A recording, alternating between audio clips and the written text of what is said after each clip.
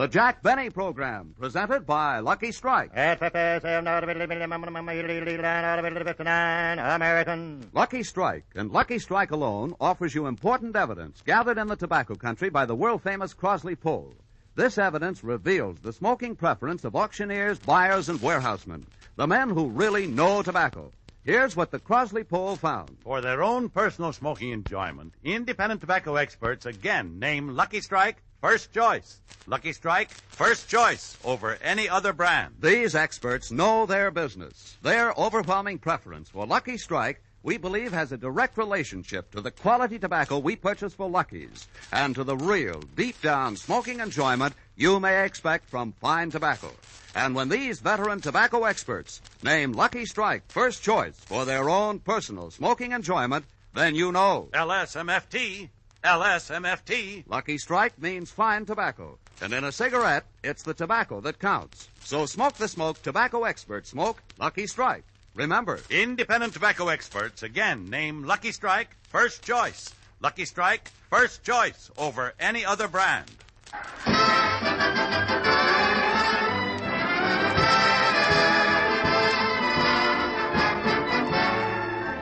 Trying it again from Palm Springs, California, the Lucky Strike program, starring Jack Benny, with Barry Livingston, Phil Harris, Rochester, Dennis Day, and yours truly, Don Wilson.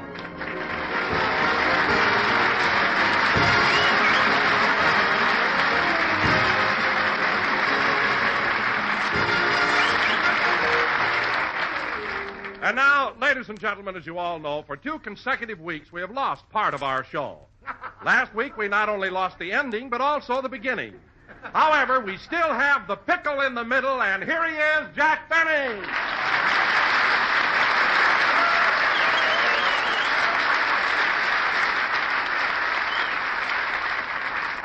Thank you. Hello again. This is Jack Benny talking. And, Don, you don't have to make jokes about what happened. You know, radio is our bread and butter.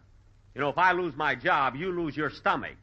It's a very serious thing. We lost the finish of the show 2 weeks ago, lost the finish again last week. Well, if you're running along this week, Fred Allen said he'd be very happy to give you time on his program.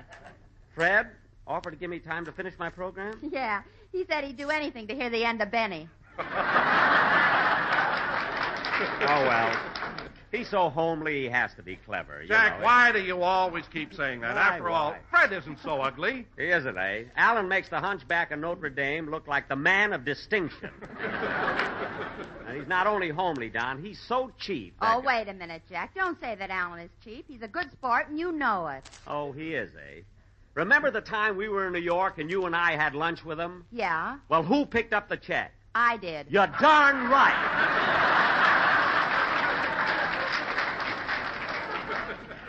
Allen just sat there, didn't move a muscle. So he's got a lot of nerve making jokes about my being cut off the air. It's a very serious thing. I don't think it's so serious, Mr. Benny. What? My mother was listening to the radio show Sunday, and she didn't even know that you lost the end of the program. Your mother? That's peculiar. Oh, no, it isn't. When I get through singing, she shuts it off anyway.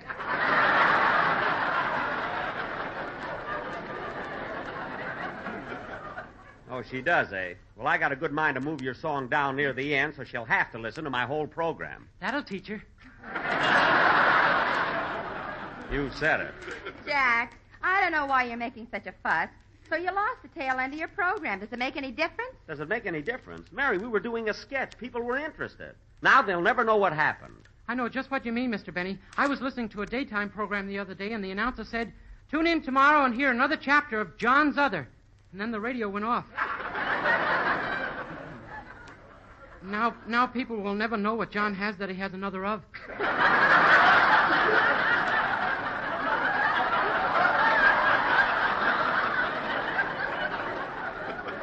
Yeah, they'll never know. I've been racking my brains all day. It could be John's other house or John's other bicycle. Dennis. Maybe it's John's other head. Dennis, forget it, will you? You're not only taking up time, I don't want to be cut off the air again. Well, I don't blame you, Jack. You know, last week Edgar Bergen lost his whole program. Mary, Bergen lost his whole program? Yeah, and his sponsors were so upset that Chase and Sanborn started drinking Sanka. No kidding. Oh, Barry, what did you say they were drinking? Sanka. You're welcome. Mary, there isn't a court in the country that will convict you. Now, let's get on with the program. Maybe it was John's other toothbrush. Quiet, will you, Danny? You know, Mary, I just thought of something. You know, maybe... I don't know. Maybe my programs have been cut off the air because I'm too easygoing. I'm going to step in the control room and talk to Mr. Foster, the engineer. I'll tell him a thing or two. Now, Jack, control yourself. If you feel that you're losing your temper, count up to $10. I will. Oh, Mr. Foster, I'd like to talk to you a minute about why I was cut off the air last week. Okay, Mr. Benny, but watch those there wires there, please.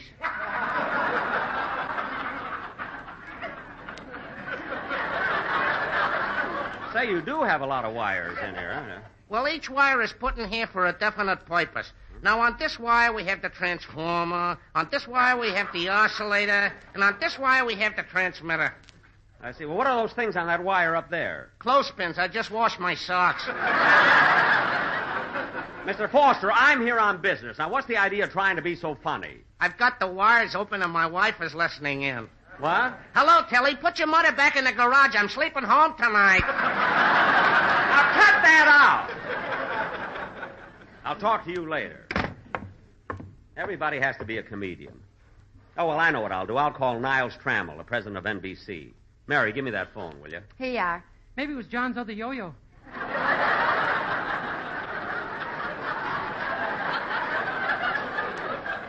Oh, quiet. I'm trying to use the phone.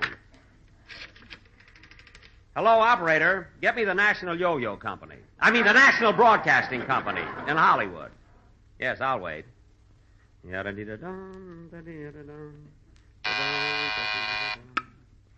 National Broadcasting Company.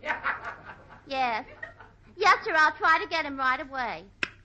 Say, Mabel, it's Mr. Benny calling from Palm Springs. Gee, I wonder what Kiss of Death wants now.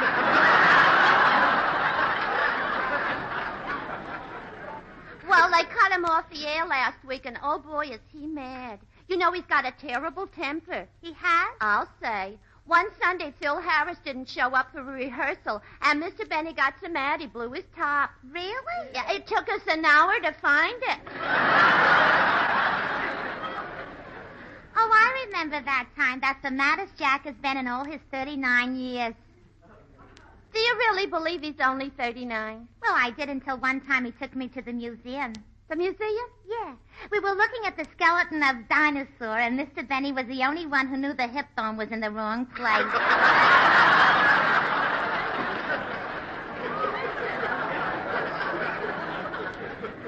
Gee, what a memory. But, you know, I kind of envy him. He's been spending so much time lately in Palm Springs. Palm Springs. So what's the matter with Palm Springs? I like it there. That's where I first met Jack Benny. It was in a little place called La Hacienda Sal de la Vista de la Carmelita Cresta. La Hacienda Sal de la Vista de la Carmelita Cresta? Yeah, that's Spanish, for the season is only 5 months long, but don't worry, we charge you for 12.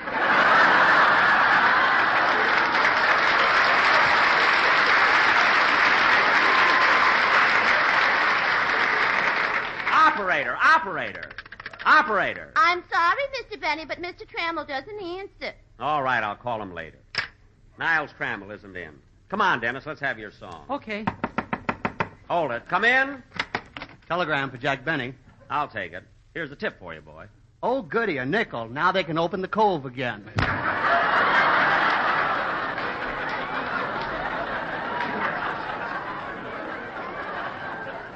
Go be nice to people.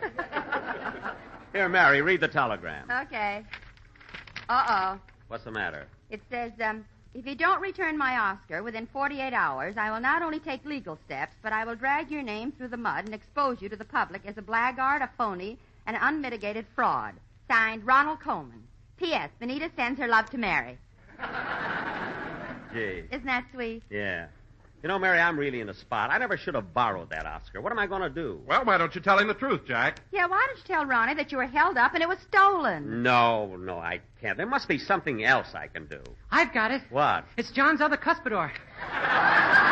Dennis, stop being silly. Now, come on, let's have your song, John's Other Cuspidor. That's the most ridiculous thing I've ever heard. The things that big kid can think of.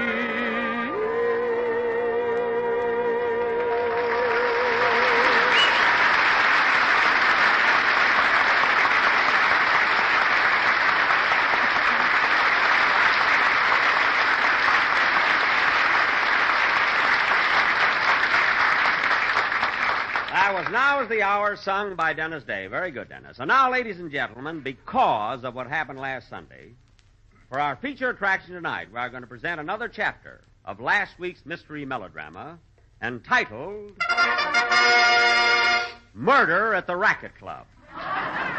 Or, he asked her for a little wine, so she gave him both barrels. In this new version, you will hear a new story, new characters, new jokes, and with luck, an ending. Set the scene, Don. Okay. Our scene opens at the Palm Springs police station. Captain O'Benny is sitting in his chair with his feet up in the air. Somebody stole his desk. Curtain, music!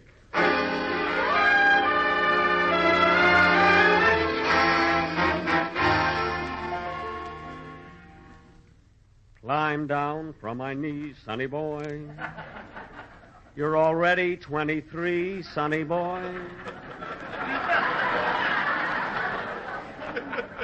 I've no way of knowing, only that you're growing. Da-dum, old sonny boy. There's the phone, Chief. Thank you, O'Day. That kid's a great detective. He knew it was the phone right away. I'll take it. Hello, Palm Springs Police Station and mud baths. We make you come clean. What's that, madam? You lost your Cocker Spaniel? Don't worry, we'll find him for you. What? Be sure to return the leash? Oh, your husband's on the other end. Have you a description? The one with the cold nose is your husband. All right, goodbye. We got the silliest request here of any police station. There's the phone, Chief. I knew it couldn't last. Come in. Morning, Chief. Good morning, Sergeant O'Wilson. Hey, wait a minute. This place is for customers. Did you sneak in here and take a mud bath? Not me, Chief. I haven't been near the mud bath. Don't lie to me. There's a gopher peeking out of your ear. Now, look. A woman lost her dog, and I want you and O'Day... Is that the phone? I think so. There's nobody at the door. No. I'll take it. Hello, Palm Springs Police Station and mud baths. Captain O'Benny speaking. What's that? What? Murder at the Racquet Club? Gee, this is getting monotonous. Quiet. Yes? Yeah, okay, we'll be right over. What's up, Chief? The well-known playboy, Kerry Carew, has been murdered. Oh, Wilson, get the police car. Yes, sir. We better take along the strong arm squad. O'Shaughnessy, O'Mallory, O'Flannery, Promise Me. Are you ready, boys? Now, come on, fellas. And I'm going to find the murderer of Kerry Carew, or my name ain't...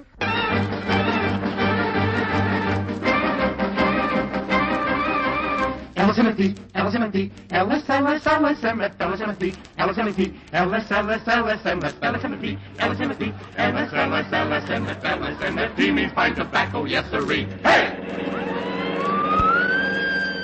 Calling all cars, attention police officers. Before going out on a criminal investigation, first load your gun and then take one of our baths. Why, be half sake. There must be something else on this radio. And so this concludes another chapter of that very popular daytime serial, John's Other Cuspidor.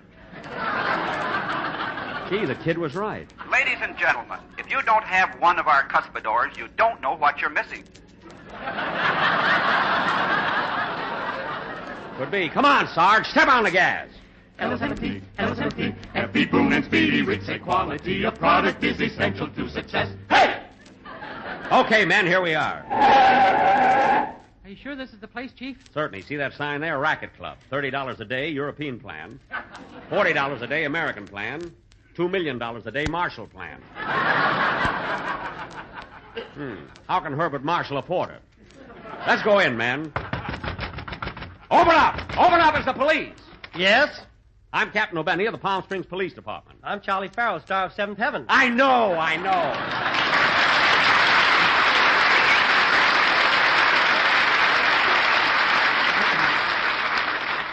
Now, look, Mr. Farrell. This is the second time in a week that a murder has been committed at the Racquet Club. Why does it always happen here? Because people won't be found dead in any other place. Oh, Farrell, you may not be a comedian, but you sure know how to plug that joint. Stop with the wisecracks. Who are some of the people who are staying here? Well, there's Lana Turner, Tyrone Power, Betty Grable, Gary Cooper, Irene Dunn, and... Who? Irene Dunn. That's Did. Remember last week? Watch it. You promised us new jokes. That one slipped in. Now, look, Mr. Farrell, we're going... Don't be so formal. You don't have to call me Mr. Farrell. Okay, Charlie. No, that's too informal. What do you want me to call you? Star of Seventh Heaven. Now, we're going inside and investigate this murder. Come on, men. Follow me. Let us follow Captain Benny. He's got dough, but don't spend any. Let us follow Captain Benny, for he is essential to our eating every day. Hey! Well, here we are in the lobby, men. Mr. Farrell, where's the body? We moved it out by the swimming pool. By the swimming pool? Well, just because he's dead is no reason why he shouldn't get a tan. Well, come on, men. We're going out of the swimming pool and see the body. Follow me. L-S-M-T, L-S-M-T. People at the Racquet Club all know how much a suntan is essential to success. Hey! Here we are at the pool, men. Now let's find Kerry Carew's body. Hello, Chiefy. Hold it, men. I found a better one.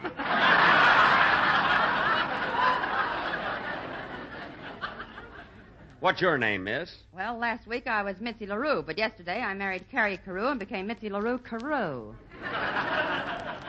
Mitzi LaRue Carew? That's kind of monotonous, isn't it? Not anymore. Half hour ago, somebody slew Carew, and I'm back to LaRue. Good for you. Now, wait a minute. I think you're the one that did it. You got a smoking gun in your hand. Oh, that doesn't mean anything. Why not? This gun's been smoking for nigh on to 20 years. Oh, it has, eh? You ought to arrest her, Captain. That's her gun, and Kerry Carew was shot with it. But I didn't do it. This morning I filled my gun with bullets and left it in my room, went out for a walk. A likely story. You mean to say that after putting bullets in it, you walked out and left the gun in the room all by itself? Yeah, it was lonely but loaded. Well, we'll go over and examine the body because... What's that, another murder? No, one of the guests just got his bill.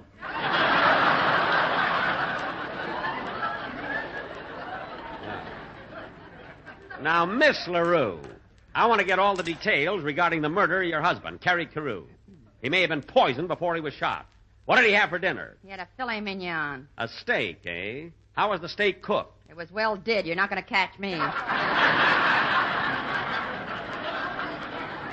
now, look, sister, I'm holding you for the murder because Hey, I don't... Chief! Yeah, what is it, O'Day? I was out searching the grounds. I saw a man walking along with a dog, so I questioned him. Did he have an alibi? No, a Cocker Spaniel. I had that line, but I wouldn't touch it. You keep out of this, Farrell. Now, O'Day, tell me about this man you saw. Can you describe him? Yeah, he was dressed like a cowboy. Was he a real cowboy or a dude? That's did. Never mind!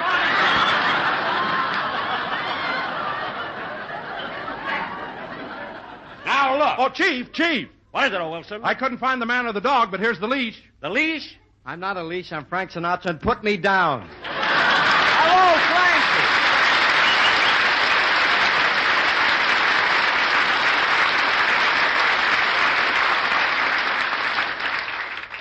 Now, listen, Sinatra, what are you doing here at the Racquet Club? I thought you were staying at the El Irisado. I am. I was over there taking a sun bath, and I guess it's windier than I thought. One line, he nearly killed the whole job. Well, I guess I blew that, huh?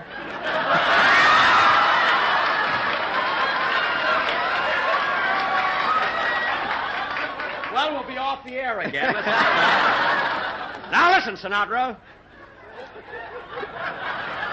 Listen, Sinatra, what do you know about the murder of Kerry Carew? Kerry Carew? Carew. Well, I don't know anything about it. I'm just waiting around till another wind comes up. Well, look, Sinatra, everyone here at the club is under suspicion, so I'll have to hold you till we can find... Poor Frankie thinks he's going back to the El Irisado. That was a 5 o'clock breeze for Banning. Oh, well, he can get off at Cabazon, take the local Zephyr back. Now, come on, man. Let's go in the lobby and start grilling the suspects. Follow me. L-7-P, L-7-P. Everyone but Frank Sinatra is so round and firm and very, very fully packed. Hey! Now, just a minute, fellas. There's a very suspicious-looking man over there. Hey, you! Now, don't move. I want to question you. Now, what's your name? Sam Goldwyn.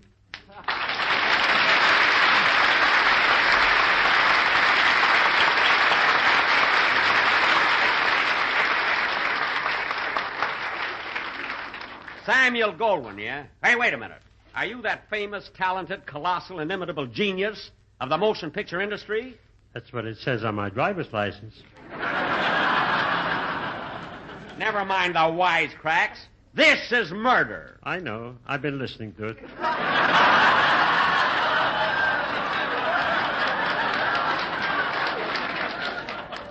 I don't mean that.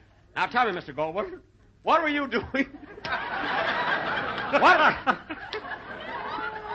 What were you doing when the shot was fired? I was...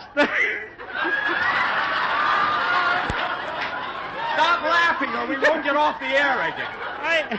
What were you doing when the shot was fired? I was standing here hating myself for not producing Go with the Wind. At seventh heaven! Now listen. That's what I said. Now listen. You know who was the star of Seventh Heaven, don't you? Certainly. It's marked on every guest towel. Now, Mr. Goldwyn, I'd like to talk to you alone. Would you mind stepping in the other room? Not at all. Now, Mr. Goldwyn, I have a confession to make. I'm not really a police captain. I'm Jack Benny. Well, then we're even. What? I'm not really a genius. I'm just colossal. Oh, good. Now, Mr. Goldwyn, what I want to talk to you about is this. Look, as you probably know, I borrowed Ronald Coleman's Oscar and lost it, and I thought maybe you could lend me one. Now, you did win one last year for the best years of our lives, didn't you? I won 9. You won 9 Oscars? Now that I think of it, I am a genius. Yes. That picture also won the Academy Award in England, didn't it? Cheerio, yip, yip. Now, Mr. Goldwyn.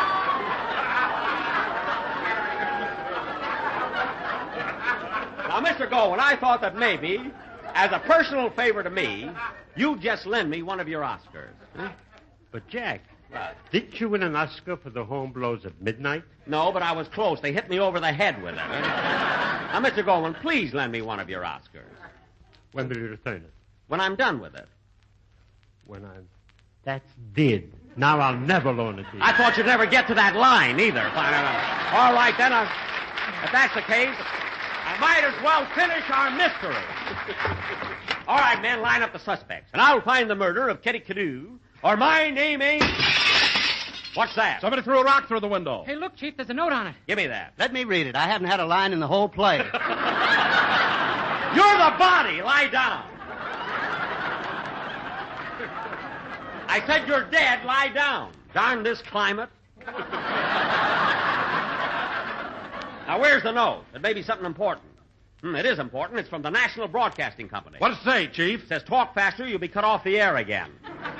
P.S. Niles Trammell sends his love to Mary. Well, we better hurry up. Hey, you over there, you look suspicious. Now, what have you got to say about the murder, and talk fast? I thought so, a full confession. All right, men, you know your duty. Get going. Mud baths. Get your mud baths at the Palm Springs Police Station. Don't be a mud jerk. baths. Mud baths. Get your mud baths at the Palm Springs Police Station. Get the...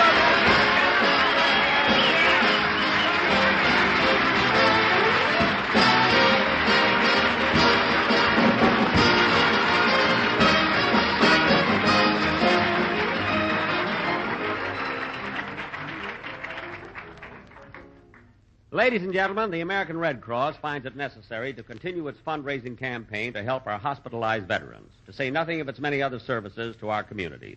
Please give generously to your local Red Cross chapter. It needs more money than ever before. Thank you. Jack will be back in just a minute, but first here's Basil Rysdale. Independent tobacco experts again name Lucky Strike first choice. Lucky Strike first choice over any other brand. The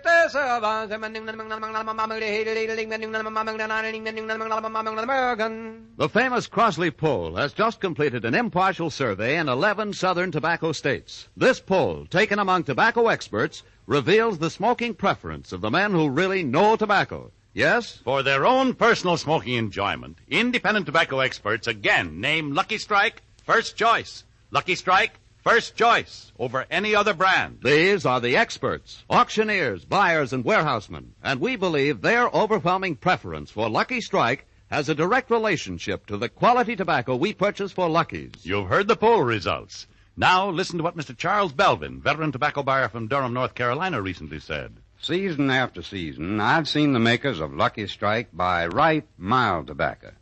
I've smoked Lucky's 16 years. So for your own, real, deep-down smoking enjoyment, remember... LSMFT. LSMFT. Lucky Strike means fine tobacco. So round, so firm, so fully packed, so free and easy on the draw. Ladies and gentlemen, be sure to hear the Phil Harris Alice Faye Show on Sundays and A Day in the Life of Dennis Day on Wednesdays. Next Sunday, our guest star will be Dorothy Kirsten of the Metropolitan Grand Opera. I want to thank Samuel Goldwyn for appearing here tonight through the courtesy of Samuel Goldwyn. Frank Sinatra can be heard every Saturday night on the Lucky Strike Hit Parade and can be seen on the screen in that RKO picture, Miracle of the Bells. Charlie Farrell, star of Seventh Heaven, can currently be seen behind the cash register at the Racquet Club. Incidentally, ladies and gentlemen, Seventh Heaven was produced by 19th Century Fox. And next week we will be back Mr. Benny. Jack, the engineer wants you. Oh, what is it, Mr. Foster? I've got terrible news for you. Oh, my goodness. Were we cut off the air again? No, they heard every word. How do you like that? If it's not one thing, it's another. Good night, everybody.